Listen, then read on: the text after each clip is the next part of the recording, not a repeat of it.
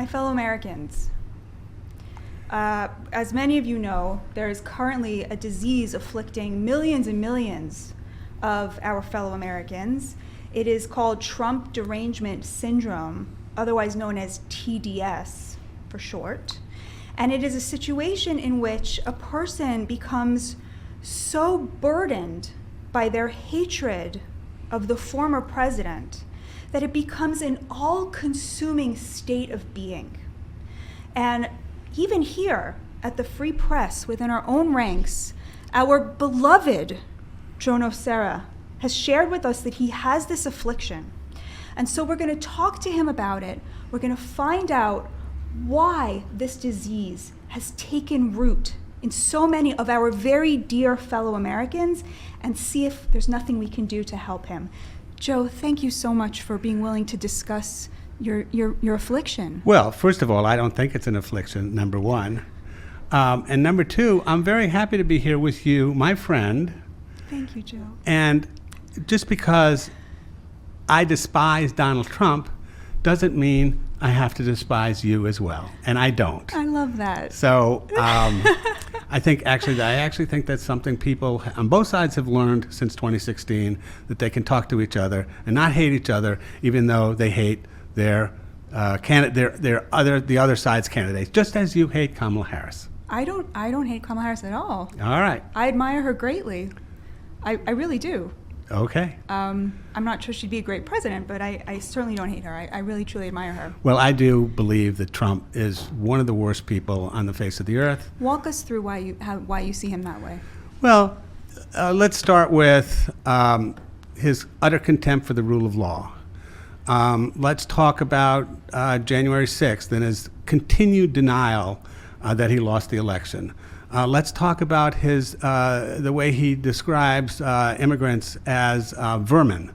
Let's talk about him talking about Haitian immigrants in Springfield, Ohio, eating pets. Let's talk about him saying that Adam Schiff should be jailed once he wins, and that all his political opponents should be jailed. Let's talk about the way he views the Department of Justice and other parts of the federal government as his opportunities for revenge. That's the short list.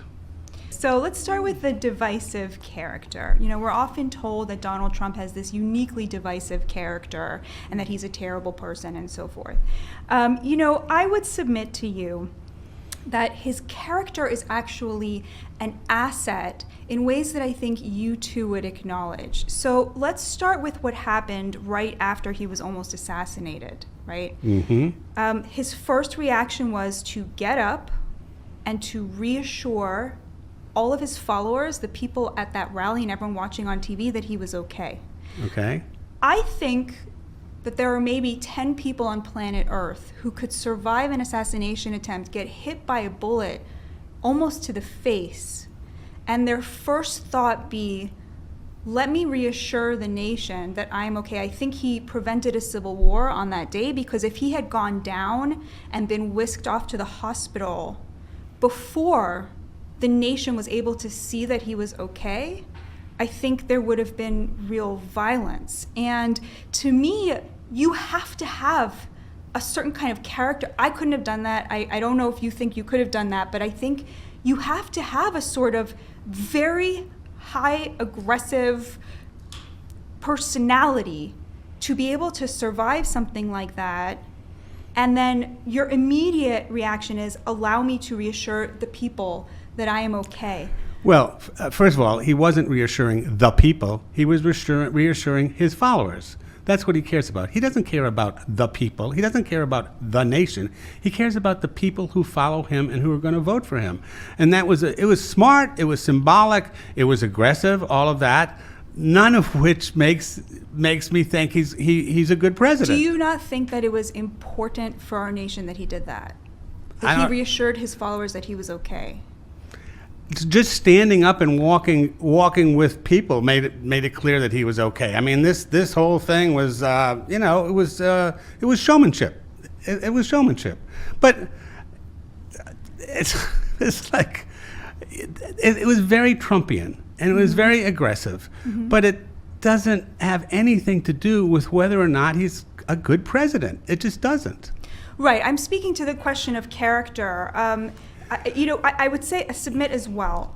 One of the things Donald Trump did that I think you and I could agree on is he really took on a kind of neoliberal consensus that had taken hold of both parties. Is that something that you acknowledge? I totally agree with you. I agree with you on that. That's one of the better things. That's one of the best things he did. Right. So and I going would after submit again. Going after China was one of the best things he did. I would submit. But telling NATO but turning NATO into an extortion racket is not good. Well, I'm not asking if you like everything he did, but I would submit to you that when he took on China, he was taking on not just one party with the other party backing him, he was taking on both parties at once with no one backing him. And you like that he did that. We agree that that was really important.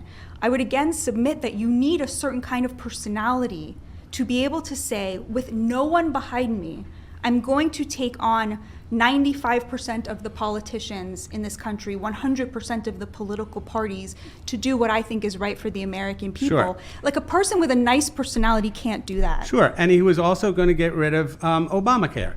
And he tried, 50 times, and he didn't do it. Why didn't he do it? Because he has no idea how to actually do politics.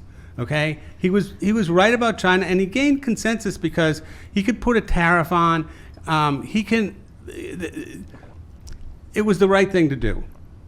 Was it right? It was the right thing to do. But it's like a clock is right. A broken clock is right. Twice a day. And I don't think that everything he did was terrible. I don't.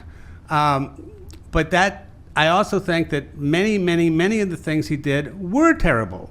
I know you're going to get to immigration, so we might as well just jump to it.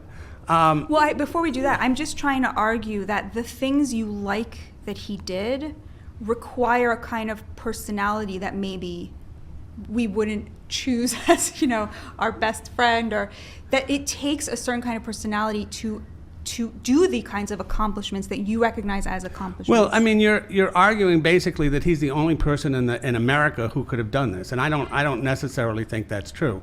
I think the neoliberal consensus was already starting to break down. He was in the vanguard of it, and he was way ahead of everybody else. But I just wrote a book that discusses quite a bit about the decline of the neoliberal consensus. So,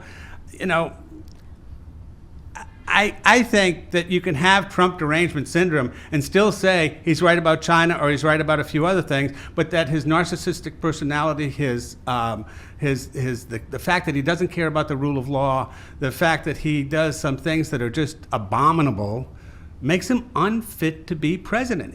To me, it's that simple. He's unfit to be the president of the United States. Let me give my last sort of argument in the divisive character category, and then we can move on to immigration. But wait, we don't have that much time. We need to move on to other things. Well, I would just very briefly, he's frequently, accused of being divisive, but it's a fact that he has unified the working class in this country across racial lines in a very big way, in a way that we have not seen in many decades, if ever before. And so people call him divisive, but I would submit to you that the people he's really dividing are the elites from the working class and putting his finger on the scales for the working class. Sure, he's not putting his scales on he is getting the working class votes because he is showing them that he can be as pissed off at the elites as they are. Has he actually done anything for the working class? Has he actually made their lives better? More factories closed in Michigan while he was president than while Biden was president. I mean, the idea that he's actually helping the working class is baloney.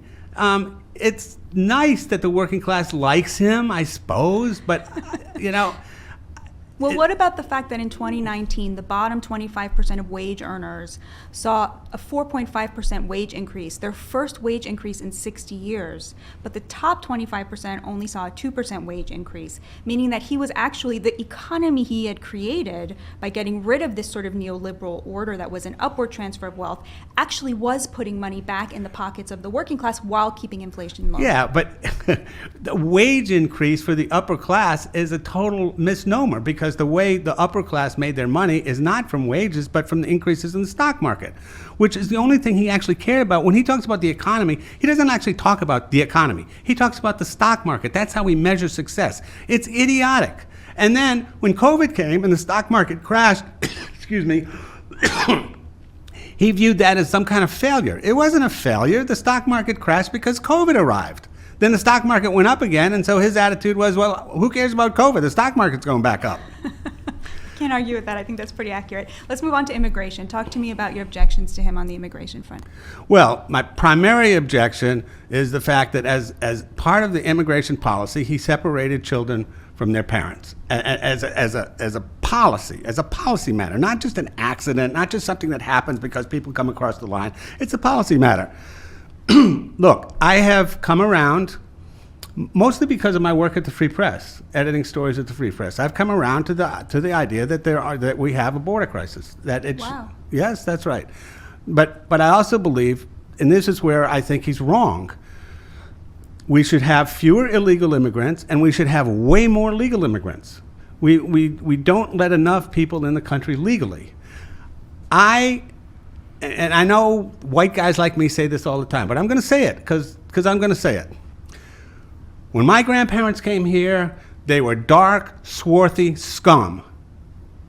Just as Donald Trump views Mexicans, Venezuelans, South Americans, Ecuadorians as dark, swarthy scum.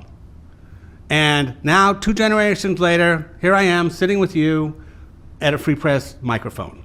So I have a lot of empathy and for the idea of letting more people in the country. And the only reason I got in the country, my grandparents got in the country, is because they came in 1918. Mm-hmm. By 1924, the country had shut down Italian, Polish, Eastern European immigrants because they were dark, swarthy scum. And we were a country consumed by eugenics. And Donald Trump believes fundamentally in eugenics. He believes in the supremacy of his own race. Now, you may disagree with that, but when I listen to him talk about immigrants, that's what I hear. I do disagree with that. If you look at the immigration trends and you compare them with the labor trends in America, high immigration rates always correlated with worse working conditions and worse wages and worse just overall well-being of working class Americans.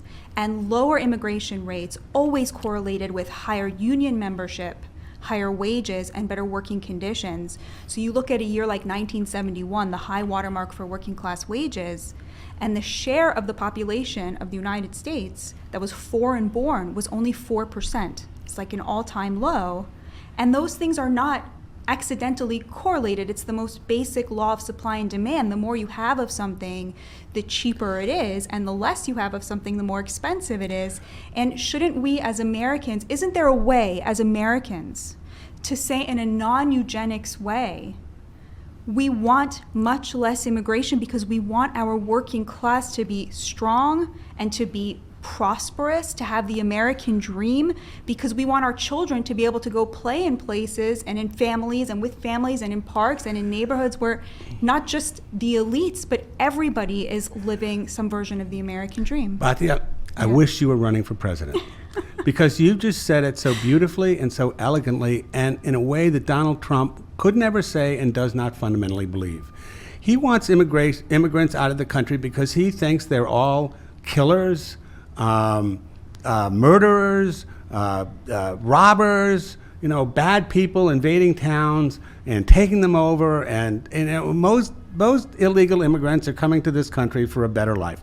Now, I'm not saying that's appropriate because I think the Biden administration has basically made it way too easy to say I'm coming here for reasons of asylum because I'm afraid for my life, which is in 99% of the cases untrue.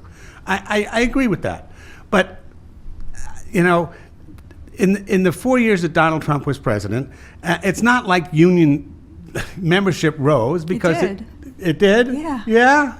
By how much? By hundreds and thousands. It did not. It absolutely did. Yeah. We're going to have to fact check this after this debate, folks. But my core point is he doesn't care about immigrants because he wants the working class to get better jobs. He's anti-immigrant because he's anti-immigrant, because that's a core part of his nature. But you know that the most anti-immigrant group of the Democrats' coalition is black voters. Because when Donald Trump says they're taking black jobs, this is something that, civil rights activists, Barbara Johnson, Bernie Sanders, this is something everybody used to be able to acknowledge before Donald Trump, that they take jobs from people who are overrepresented in the working class, which means blacks and Hispanics. Well, so to the call phrase it black, racist, like if you're going to call black people racist, all right, I'm willing to be the kind of racist that American blacks are, I guess. Like, I'm going to stand with their interests, and this is very much against their interests. That's what they tell people. You and I are having a fairly high-level discussion about real issues. Donald Trump doesn't do that. I mean, you've very cleverly and shrewdly, because you're smart and you're good and you're a nice person, you've moved the conversation away from the shittiness, can I say that? The shittiness of the former president of the United States, who still calls himself the president because he's a narcissist, towards you've moved it towards a much more sane conversation, for which you should be credited, but it's not going to cure me of Trump derangement syndrome, because you're not speaking about Donald Trump. Okay, so let's get to the threat to democracy, right? Which, yes, let's. Yes. Now we're talking, baby. Are you having a good time? I'm having the best time. Are you having a good time? I think the viewers are too. All right. So in terms of the threat to democracy, so I don't want to downplay anything that anybody feels when they see Donald Trump, when they look at January 6th. I don't think he covered himself in glory on that day. I was horrified like everybody else. I want to make 3 quick points and then have you respond to them. The first is about the Republican primary. It seems like a small point, but to people on the left like us, I think it's kind of a big deal, which is, Nikki Haley outspent Donald Trump 2-1 in that primary, and he blew her out of the water. And if you had told me before that in an American election, a politician could be outspent 2-1 and still basically clean up, I think she won maybe, I don't know how many, 20%, 14. A tiny percentage. In that way, I think we can probably agree Donald Trump does represent the will of the electorate. The ability of the will of the people to triumph over things that I think I had thought were like sort of, I was a sort of Citizens United is the worst thing to ever happen to American politics, only to learn that actually when you're that popular and when your base feels that you've done that much for them, somebody else could spend billions of dollars trying to destroy you and it won't matter. And so I think from that point of view, it's really important to acknowledge the will of the American people being so robust, the state of American democracy being incredibly robust. Okay, that's number one. Number 2, people are often upset at Donald Trump for contesting the election. But, the Democrats have contested every election they've lost this century, right? They also had big problems, demanded recounts, claimed that elections were stolen.